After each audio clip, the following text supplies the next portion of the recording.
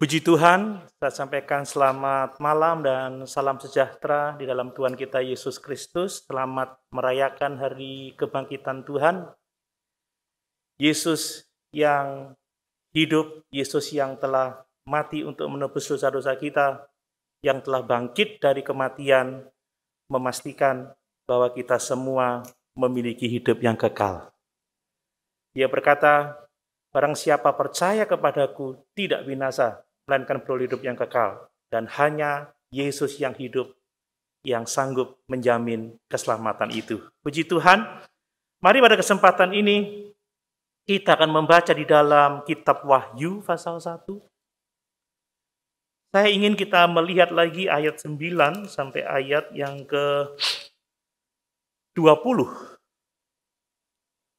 Mengenai penglihatan Yohanes di Pulau Patmos,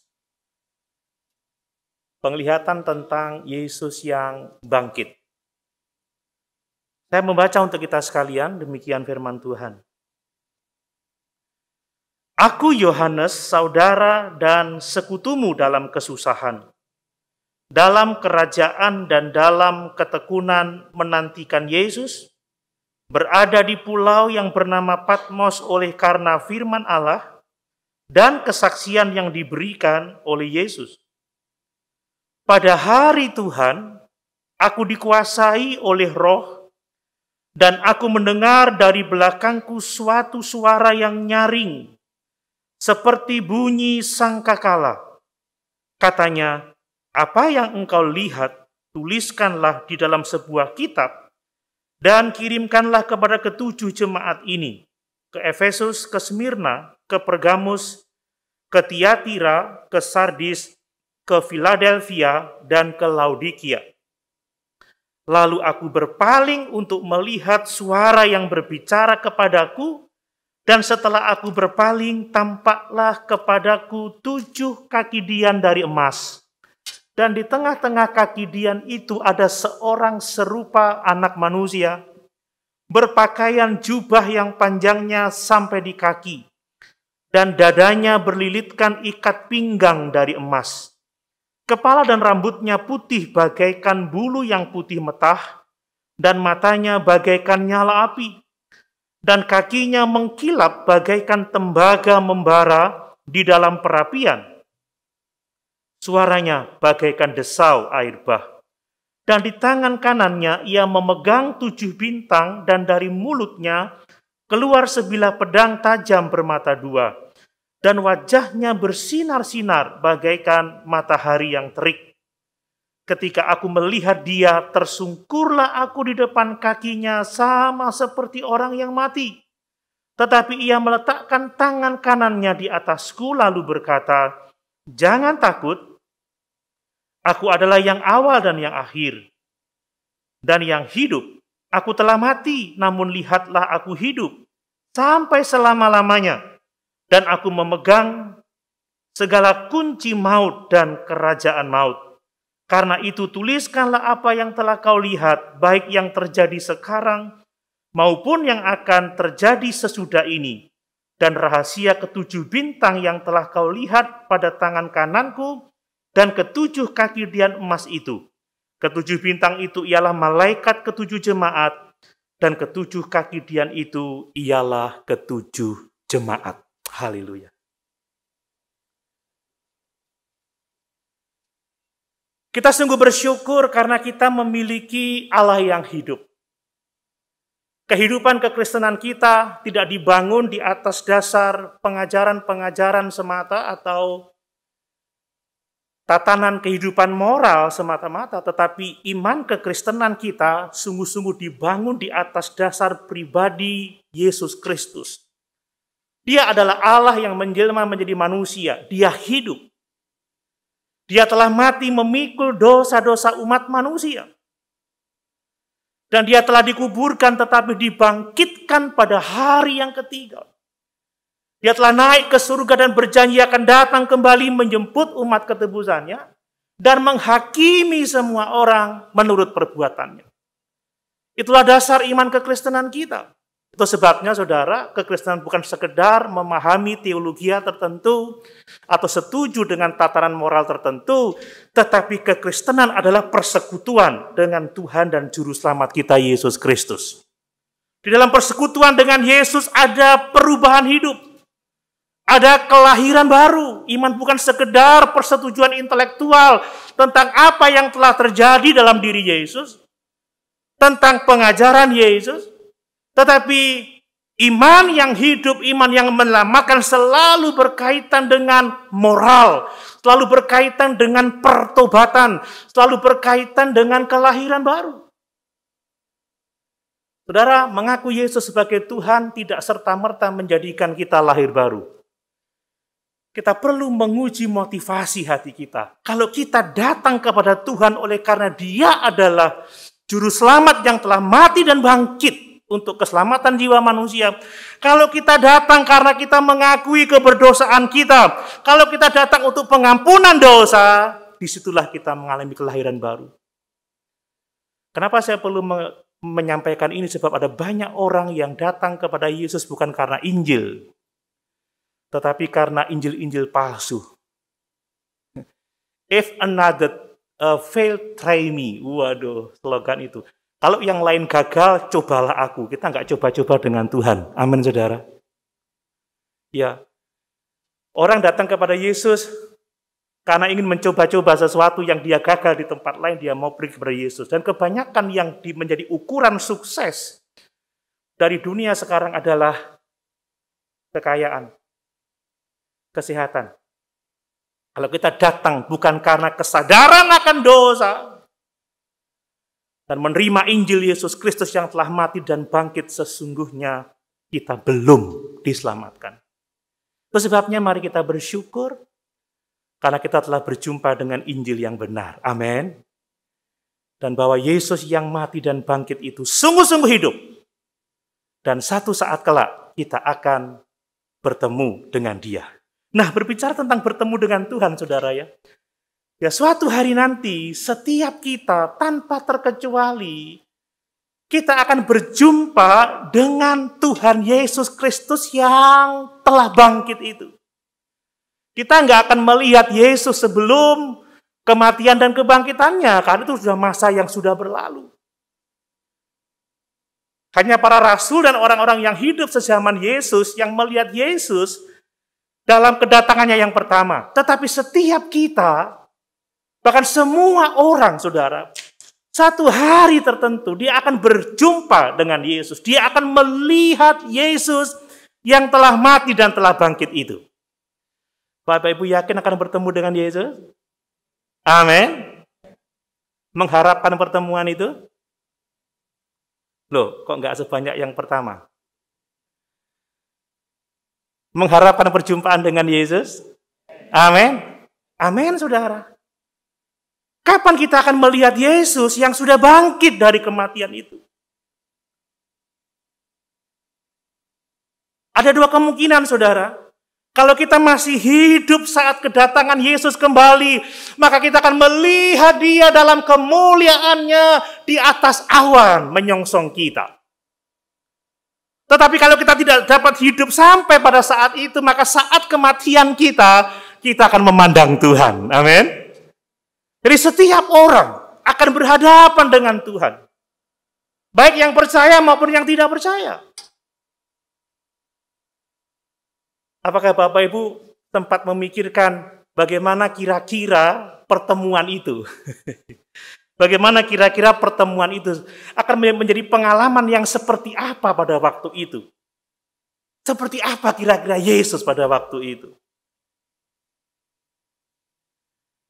Ada banyak orang yang bersaksi telah bertemu dengan Yesus, baik melalui penglihatan, baik melalui mimpi. Bahkan ada yang mengaku mengalami perjumpaan secara pribadi. Kesaksian itu bisa dari orang Kristen maupun non-Kristen. Bahkan ada orang yang mengaku seringkali naik turun surga. Luar biasa. Gampang banget naik turun surga. Kalau lagi sumpek ke surga. Sudah enakan sedikit, turun ke bumi lagi. Lagi panas di Jember, naik ke surga. Ngadem, saudara. Kayak ke mall aja. Nah, saudara, bagaimana kita merespon hal-hal seperti itu? Kadang kita dibuat takjub, kadang kita dibuat kagum mendengar kesaksian-kesaksian yang seperti itu. Saya percaya, saudara, sah pengalaman tiap-tiap orang. Tetapi kita harus bijaksana, saudara. Kita tidak boleh langsung percaya tanpa menguji terlebih dahulu. Dan kita tidak boleh menganggap pengalaman-pengalaman pribadi yang sifatnya intuitif itu. Tolong dong.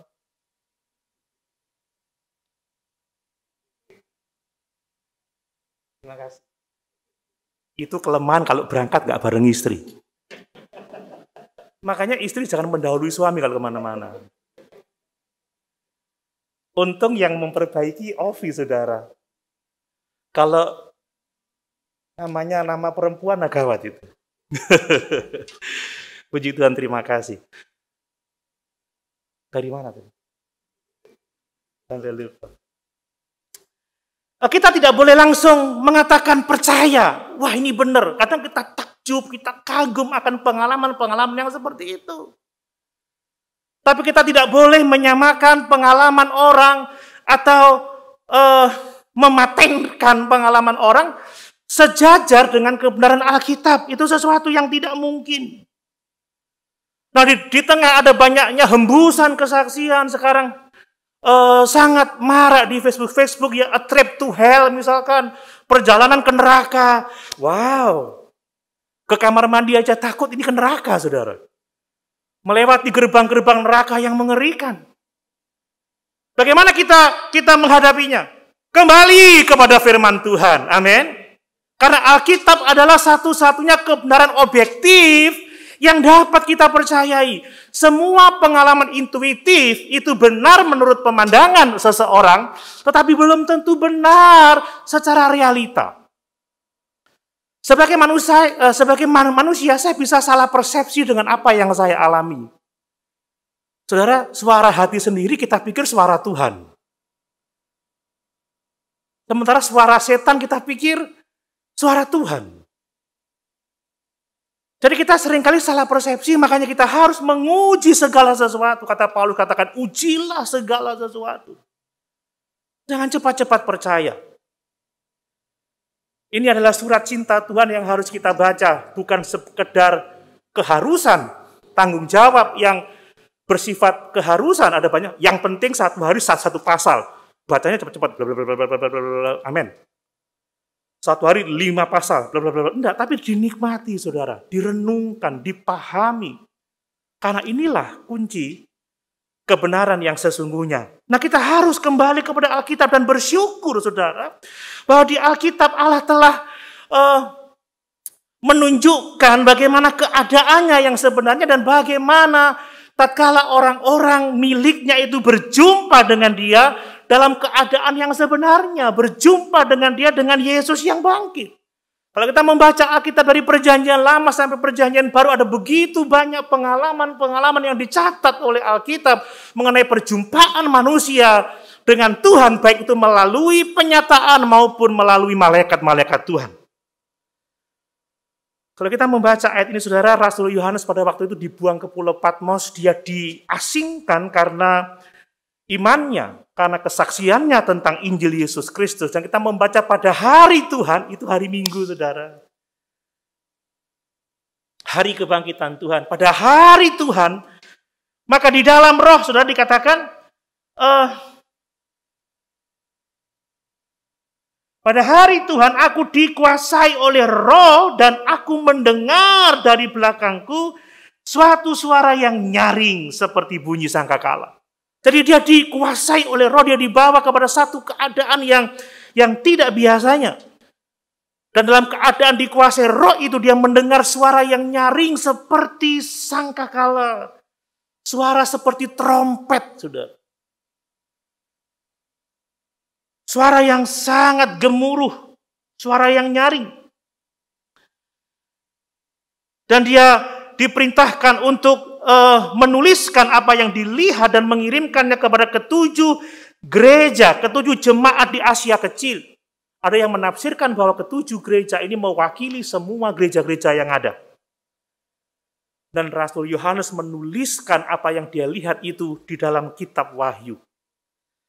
Dan ini menjadi berkat yang sangat luar biasa untuk kita dapat memahami apa yang terjadi tatkala kita harus berhadapan dengan Yesus yang bangkit itu, tatkala kita melihat dia dalam kemuliaannya yang sesungguhnya. Nah, ketika Rasul Yohanes menoleh ke belakang, ketika dia melihat siapa yang berbicara, apa yang terjadi, saudara? Ketika Yohanes melihat Yesus yang bangkit, maka dikatakan, lalu aku tersungkur, ya, aku tersungkur. Saya baca lagi di sana. Seperti orang mati, saudara. Ketika aku melihat dia, ketika aku melihat Yesus yang bangkit itu, tersungkurlah aku di depan kakinya, sama seperti orang yang mati. Saudara, artinya apa? Ketakutan, saudara. Takut, gentar melihat Yesus yang bangkit itu. Rupanya apa yang dilihat oleh Maria dari Magdala dan perempuan-perempuan yang lain itu tidak penampakan seperti yang dilihat oleh Rasul Yohanes. Maria ingin memeluk Yesus, tapi dikatakan, tunggu, jangan, aku belum kembali kepada Bapa. Tetapi yang dilihat Yohanes ini membuat dia jatuh tersungkur seperti orang mati. Dia takut, saudara, dia takut. Yohanes yang begitu dekat dengan Yesus, yang suka meletakkan kepalanya di dada Yesus, jatuh tersungkur seperti orang mati. Mungkin pengalaman ini hampir sama dengan pengalaman ketika Yohanes, Yakobus, dan Petrus melihat Yesus berubah rupa di bukit transformasi itu. Tetapi sepertinya ini lebih menggentarkan Yohanes, saudara. Dan kita bersyukur bahwa di dalam ayat 9 sampai yang ke-20 ini, Rasul Yohanes menggambarkan siapa Yesus yang bangkit itu dengan jelas, sehingga kita dapat pengertian kira-kira bagaimana tatkala kita berjumpa dengan Yesus yang telah bangkit itu. Bapak Ibu saudara yang dikasihi oleh Tuhan, melihat realitas ini, saudara, saya dapat mengatakan kepada kita sekalian bahwa tatkala kita melihat Tuhan satu hari nanti, pasti akan diawali dengan perasaan gentar, ya. Perasaan takut. Karena kita insaf bahwa Allah itu maha besar, Yesus itu maha kudus, Yesus itu maha mulia. Kita sadar bahwa kita manusia berdosa, kita makhluk yang akan binasa kalau tidak karena kasih karunia-Nya, tetapi kemudian kita akan beroleh kekuatan kalau kita sungguh-sungguh percaya kepadanya. Amin. Kita beroleh penghiburan kalau kita sungguh-sungguh mengasihi Dia. Seperti Yohanes. Pertama-tama dia takut, pertama-tama dia gentar. Tetapi ketika dia terjatuh, tersungkur seperti orang mati, karena dia adalah seorang yang mengasihi Tuhan, seorang yang beriman, maka dia mengatakan, tangan kanan Tuhan diletakkan ke bawahnya dan berkata, jangan takut. Akulah Alfa dan Omega, yang awal dan yang akhir, yang telah mati dan telah bangkit. Demikianlah yang dialami oleh orang-orang yang percaya kepada Yesus. Kita akan gentar tatkala pertama melihat Dia dalam keadaan yang sebenarnya, tetapi pada akhirnya kita akan terhibur sebab Dia adalah juru selamat yang mengasihi kita. Amin. Amin, saudara. Kita gentar tetapi kita terhibur. Kita gentar karena kita menyadari kebesaran Tuhan, menyadari keberdosaan kita. Kita terhibur karena Allah yang besar itu adalah juru selamat kita, yang telah mati dan bangkit untuk kita. Dan karena kita telah dikaruniai iman, sehingga kita beroleh pendamaian dengan Dia. Tetapi tidak bagi orang-orang yang tidak mau percaya kepada Yesus.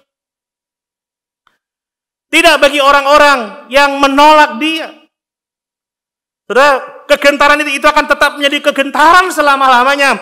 Karena ketika mereka berjumpa dengan Yesus dan mereka tidak percaya kepada Yesus, maka Tuhan pasti menghukum mereka dalam penghukuman kekal untuk selama-lamanya. Mari kita bersyukur, sebab kita adalah orang-orang yang percaya kepadanya. Amin, saudara.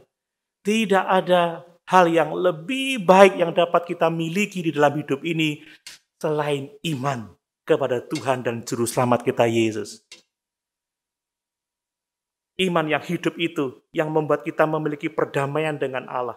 Iman yang hidup itu yang membuat kita memiliki hidup yang kekal. Iman yang menyelamatkan itu yang membawa kita kepada pemeliharaan Allah hari demi hari sampai kedatangannya kembali. Amin.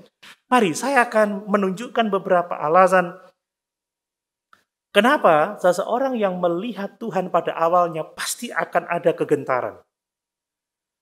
Pengalaman Rasul Yohanes itu bukan pengalaman yang unik. Saudara, kalau membaca di Alkitab, pengalaman tokoh-tokoh perjanjian lama yang melihat Allah, baik dalam bentuk penyataan maupun melalui malaikat Tuhan, mereka pasti akan jatuh tersungkur, bahkan mereka berpikir, aku akan mati.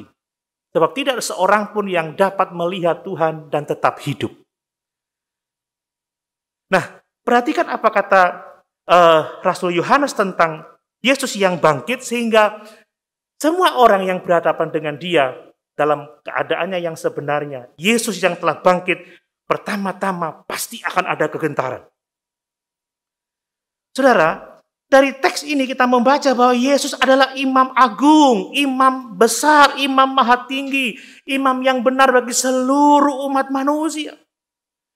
Siapa yang tidak gentar memandang kemuliaan sang imam besar ini, saudara?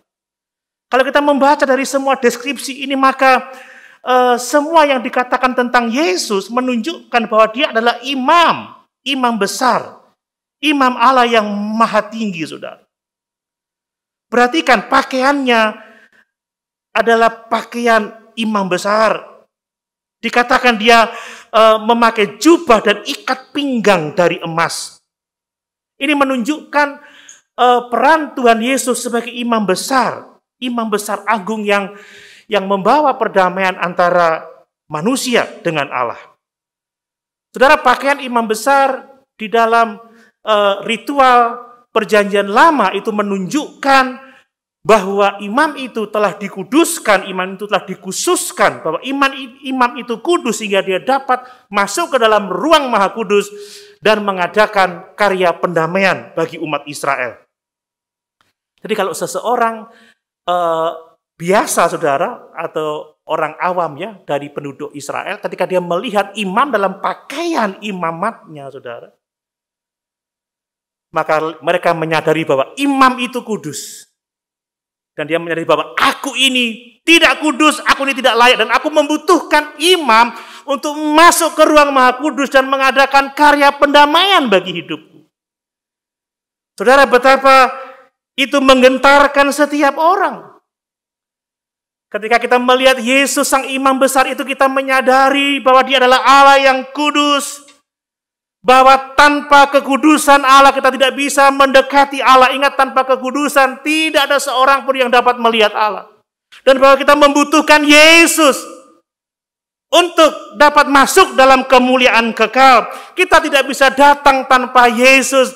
Dan itu pasti akan mendatangkan kegentaran dalam kehidupan kita. Sebab hanya Yesus yang sanggup menolong dan menyelamatkan jiwa kita. Amin, saudara. Demikian kita menghargai imam besar agung segala domba itu. Itu membuat kita gentar. Saudara, yang berikutnya adalah bahwa Yesus itu adalah satu-satunya yang kudus, satu-satunya yang kekal sejak dari dahulu kala. Perhatikan ayat yang ke-14. Kepala dan rambutnya putih bagaikan bulu yang putih metah, dan matanya bagaikan nyala api. Perhatikan, kepala dan rambutnya putih bagaikan bulu yang putih metah. Saudara, ini bulu yang putih metah itu adalah wool, saudara. Karena itu adalah bulu dari domba. Pernyataan dari Rasul Yohanes ini menunjukkan bahwa Yesus itu adalah Allah yang kekal. Rambut putih berbicara tentang kebijaksanaannya, kemahatauannya. Dialah yang menguasai seluruh alam semesta ini, saudara. Putih juga melambangkan kekudusan Yesus Kristus, karena dia adalah juga Allah, pribadi kedua dari kealahan kita. Saudara, kekudusan Yesus menggentarkan setiap orang, menggentarkan kita, karena kita tahu kita adalah orang berdosa. Kalau bukan karena percikan darahnya atas hidup kita, tidak ada seorang pun yang layak berhadapan dengan Tuhan. Amin, saudara. Dan itu pasti mendatangkan kegentaran, kesadaran dan keinsafan akan dosa-dosa kita. Yesus adalah satu-satunya, saudara, di mana tidak ada yang dapat disembunyikan dari hadapannya. Tadi kita sudah membaca bahwa matanya bagaikan nyala api. Kalau kita membaca pada pasal 2 ayat yang ke-18, Yesus itu dapat melihat hati, dia menguji batin kita. Tidak ada sesuatu pun dari perbuatan kita yang dapat kita sembunyikan, tidak ada. Yesus memahami, menilai, mengerti pikiran kita, mengerti perasaan hati kita.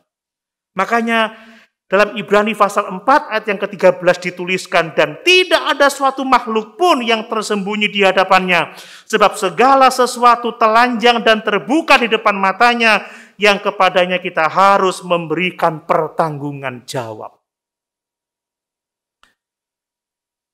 Saudara, memahami Allah, mengerti apa yang kita pikirkan, mengerti apa yang telah kita perbuat di masa lalu, itu menggentarkan. Tidak ada seorang pun yang layak, saudara. Tidak ada seorang pun yang layak berhadapan dengan Tuhan. Dia adalah hakim yang adil, hakim yang kudus atas semua ciptaan, saudara. Ayat yang ke-15 dikatakan bahwa kakinya mengkilap bagaikan tembaga membara di dalam perapian. Saudara, dalam perjanjian lama, saudara, tembaga atau perunggu itu adalah lambang dari penghakiman. Ya, fakta bahwa kaki Tuhan membara seperti tembaga dalam perapian, saudara, dalam tungku, itu menunjukkan kepada kesucian Tuhan, kemurnian Tuhan yang akan menghakimi setiap orang. Semua orang akan dihakimi dalam standarnya Tuhan, saudara. Kira-kira bisa enggak kita memenuhi standar Tuhan, saudara? Tidak ada yang sanggup sama sekali. Orang yang disaksikan baik seperti Ayub saja, ketika dia melihat Tuhan dalam keadaan yang sesungguhnya, dia berkata, sesungguhnya aku tidak layak. Aku bertobat dari dalam abu dan debu. Ayub dikatakan seorang yang benar di mata Tuhan, seorang yang dekat dengan Tuhan, tetapi tidak akan sampai memenuhi standar Tuhan. Tidak hanya itu, saudara, Yesus adalah Tuhan yang mulia, Tuhan yang berkuasa. Senang sekali membaca bahwa dikatakan suaranya bagaikan desau air bah.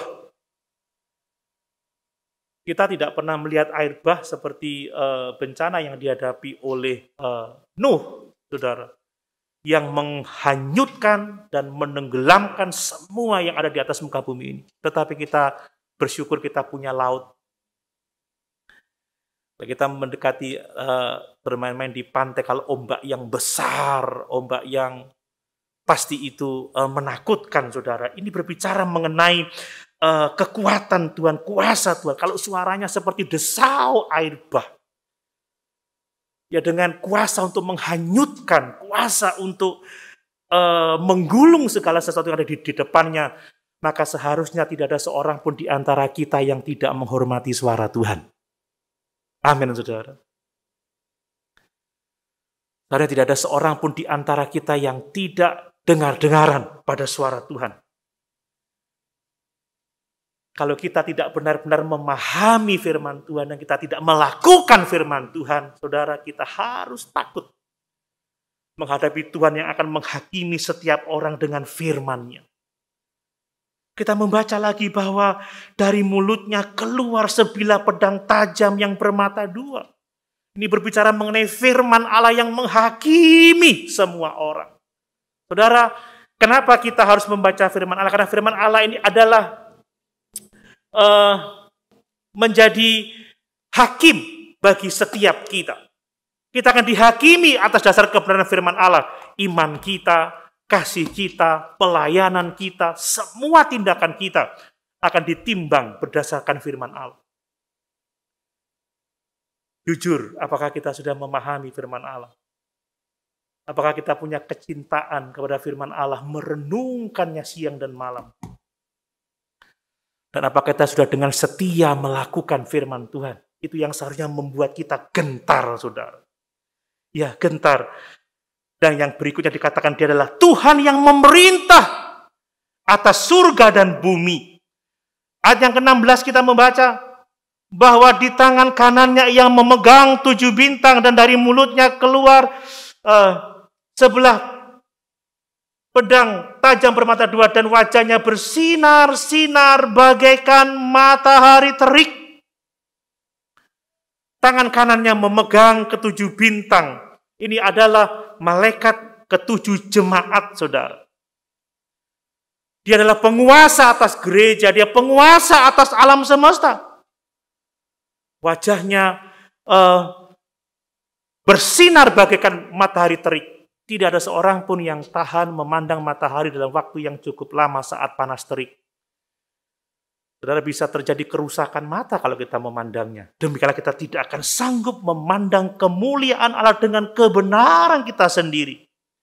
Saudara, setiap perjumpaan dengan Tuhan pasti akan mendatangkan kegentaran, perasaan takut. Karena kita insaf betapa besarnya Tuhan, betapa dahsyatnya Dia, dan betapa berdosanya kita dan tidak layaknya kita di hadapannya.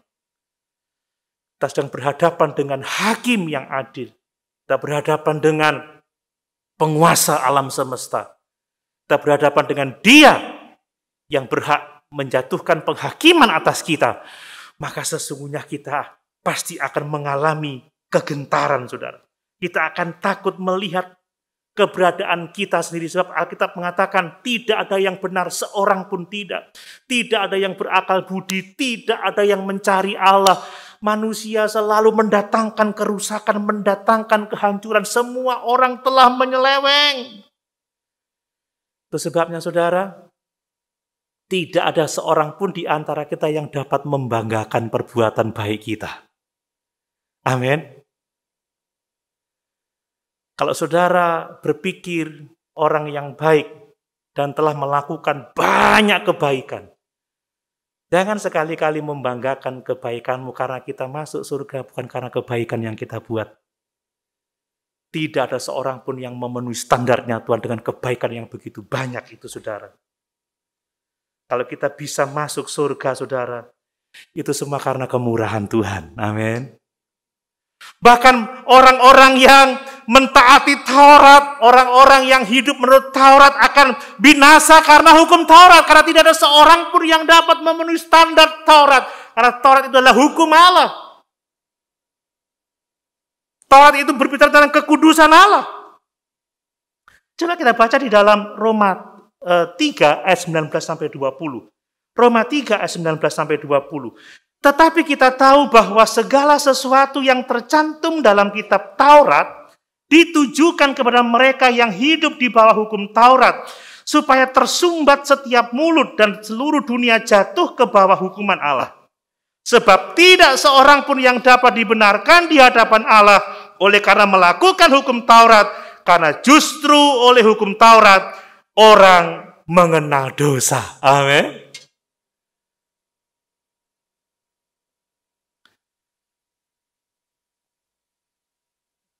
Saya pernah mengatakan, sekalipun banyak hal yang telah kita lakukan, kita telah melayani Tuhan, kita telah berkhotbah, tidak sekedar ratusan khotbah, mungkin 1000 lebih khotbah, kita sudah membagi-bagikan harta kekayaan kita. Kita sudah memberikan tenaga kita, pikiran kita untuk pekerjaan Tuhan. Kita telah banyak berkorban. Kita melakukan kebaikan untuk orang-orang yang membutuhkan. Tapi ketika kita ditanya oleh Tuhan, apa yang membuat aku membiarkan engkau masuk surga? Hanya ada satu jawaban. Yesus yang telah mati dan bangkit untuk keselamatan jiwa kita. Amin, saudara. Tidak ada satupun yang dapat kita tambahkan pada keselamatan kita. Keselamatan itu besar, agung, karena itu cukup, tidak perlu tambahan perbuatan baik. Kalau kita berbuat baik, itu bukti bahwa kita sudah diselamatkan. Jadi kalau orang mengaku percaya Yesus tetapi dia tidak berbuat baik, dia menipu diri sendiri. Karena iman yang hidup, iman yang menyelamat adalah iman yang disertai dengan perbuatan. Makanya saya berbuat baik bukan untuk saya masuk surga. Saya berkhotbah bukan untuk saya masuk surga. Saya berkorban bukan untuk saya masuk surga. Saya melakukan itu karena saya adalah orang yang memiliki kerajaan surga. Amin. Itu kebenaran yang harus kita syukuri. Sehingga kita melakukan semuanya dengan sukacita. Kita berkorban karena kita bersukacita atas keselamatan jiwa kita. Beda rasanya, saudaranya. Orang memberi karena ucapan syukur dengan orang memberi karena berusaha untuk dikenan oleh Allah.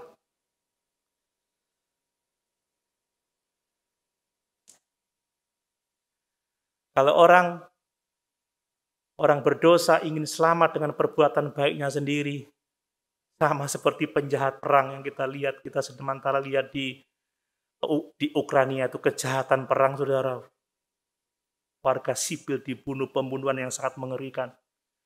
Lalu dia coba selamat dengan cara apa? Melakukan amal kebaikan. Nonsens. Hanya Yesus yang sanggup memikul dosa-dosa kita dalam tubuhnya sendiri. Supaya kita yang telah mati terhadap dosa, hidup untuk kebenaran. Karena oleh bilur-bilurnya kita disembuhkan. Amin. Nah, yang kedua, saudara. Kalau kita sungguh-sungguh percaya Yesus, maka kegentaran yang kita alami sesaat saat berjumpa dengan Tuhan akan digantikan dengan sukacita yang tidak terkatakan, digantikan dengan penghiburan yang sangat besar. Amin, saudara. Yohanes jatuh tersungkur, tetapi tidak lama dari itu, maka dia berkata, ia meletakkan tangan kanannya di atasku, lalu berkata, jangan takut. Aku adalah yang awal dan yang akhir, dan yang hidup. Aku telah mati, namun lihatlah aku hidup sampai selama-lamanya. Dan aku memegang segala kunci maut dan kerajaan maut. Ini kabar yang sangat indah, kabar sukacita yang sangat besar. Tidak hanya untuk Rasul Yohanes, tetapi untuk setiap orang yang percaya kepada Tuhan. Kita akan gentar saat melihat kemuliaannya. Tetapi tidak lama setelah itu kita akan bersukacita. Sebab dia yang mulia adalah dia yang mengasihi kita. Dia yang mulia adalah juru selamat kita yang telah mati dan bangkit untuk kita. Dia yang mulia adalah dia yang memeluk kita dengan kasihnya yang besar. Amin, saudara. Bagaimana kita bisa tahu itu? Dia berkata seperti ini. Ya, jangan takut, aku adalah yang awal dan yang akhir dan yang hidup. Aku telah mati, namun lihatlah aku hidup sampai selama-lamanya. Dan aku memegang segala kunci maut dan kerajaan maut. Yesus adalah Firman yang telah menjelma menjadi manusia. Dia adalah Allah di dalam daging, saudara. Allah yang telah menjadi manusia untuk menyelamatkan kita dari hukuman Allah. Dari Wahyu pasal 1 ayat 13-14 kita membaca, Yohanes melihat seorang yang serupa anak manusia. Ini berbicara tentang Allah di dalam daging. Yesus adalah Allah sepenuhnya. Dia adalah manusia sepenuhnya. Dua kodrat yang bersatu dengan sempurna tetapi tidak bercampur baur, saudara. Saya tidak akan menjelaskan lebih dalam lagi, tapi saya mau menekankan bahwa anak manusia adalah gelar yang Yesus sering katakan tentang dirinya. Ia adalah manusia, dia juga adalah Allah sepenuhnya. Ketika dia berjalan di atas muka bumi ini, tidak berarti dia menyingkirkan kealahannya. Tidak, saudara. Pada waktu dia berjalan di atas muka bumi ini, dia adalah Allah sepenuhnya. Dia juga adalah manusia sepenuhnya. Ingat Rasul Yohanes dalam Yohanes pasal yang pertama, dia menuliskan, pada mulanya adalah firman. Firman itu bersama-sama dengan Allah dan firman itu adalah Allah. Ayat yang ke-14, firman itu telah menjadi manusia dan diam di antara kita. Allah di dalam daging.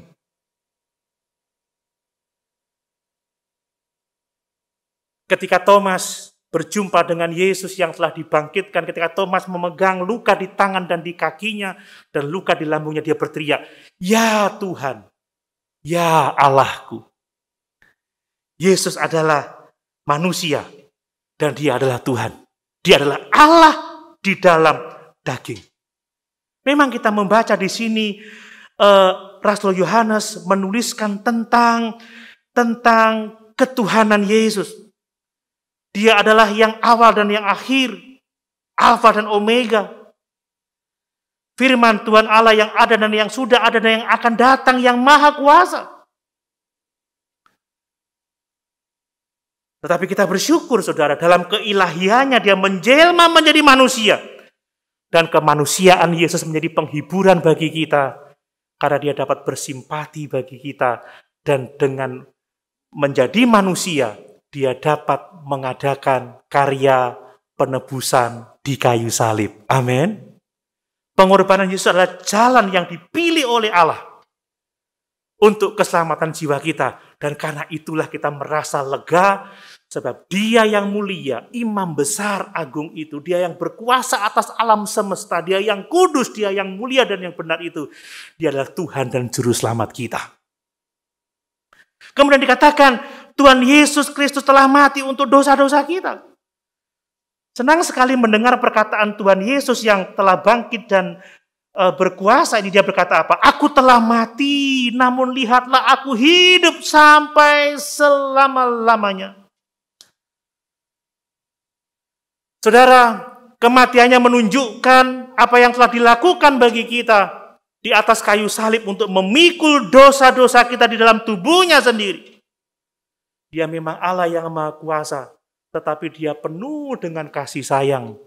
Dan di dalam kemahakuasaannya, di dalam kekudusannya, dan di dalam kasih sayangnya, maka dia mengadakan karya pendamaian di atas kayu salib, di mana terjadi perjumpaan antara keadilan dan kasih Allah yang menyelamatkan jiwa kita. Semua ada dalam rencana Allah. Amin, saudara. Kenapa kita bisa sejahtera melihat Yesus?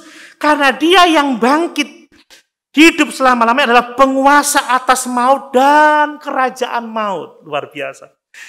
Senang membaca ayat yang ke-18. Ya. Aku memegang segala kunci maut dan kerajaan maut. Apa maksudnya, saudara-saudara?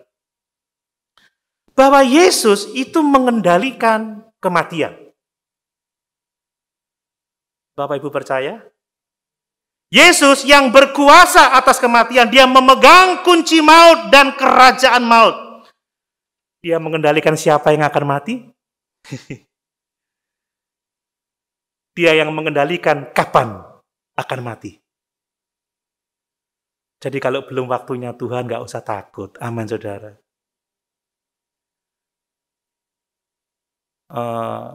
Mau varian Delta, mau varian Omikron, Pantemikron, apalagi yang terakhir ini.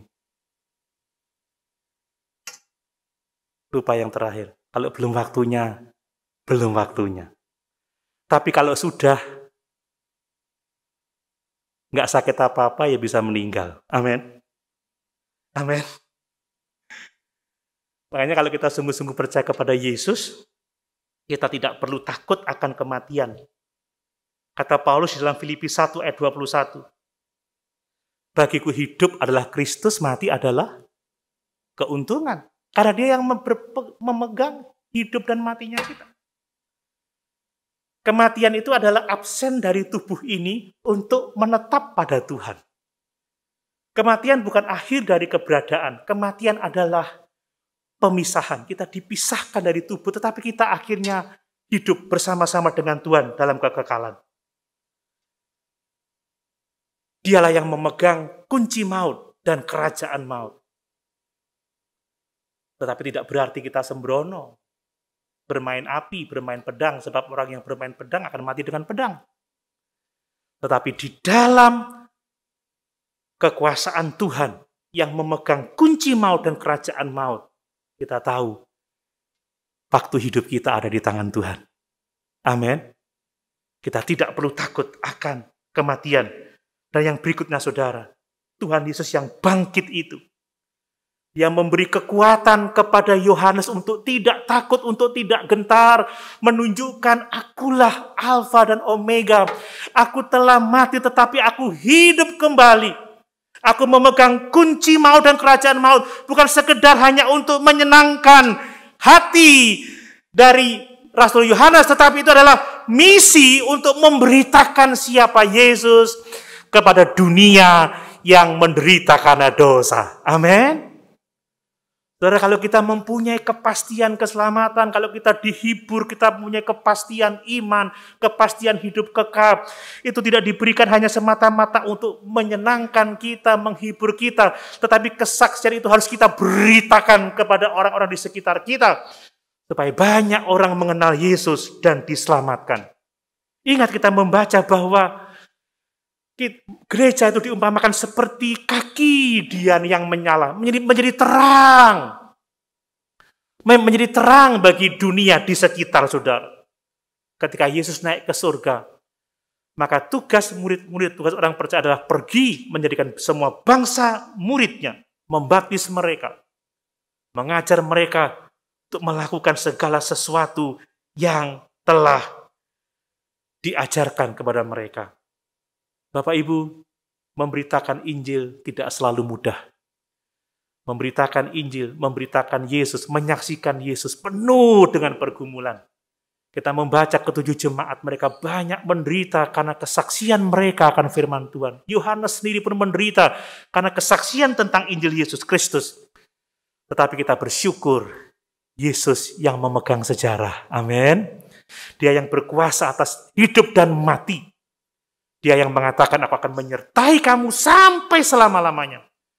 Aku akan menyertai kamu sampai kesudahan alam.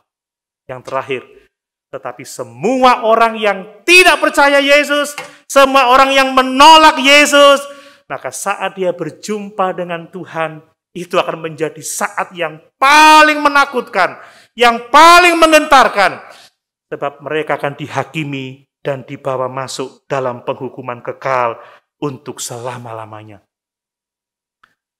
Kita membaca di dalam Wahyu pasal 6 ayat yang ke-16, orang akan memanggil batu-batu dan bukit-bukit untuk menimpa mereka supaya mereka tidak berhadapan dengan anak domba Allah itu.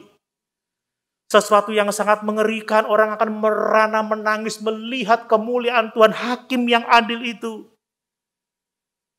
Mati secara fisik itu bukan kematian terakhir. Lebih mengerikan dari kematian fisik adalah kematian yang kedua, penghukuman kekal selama-lamanya di neraka.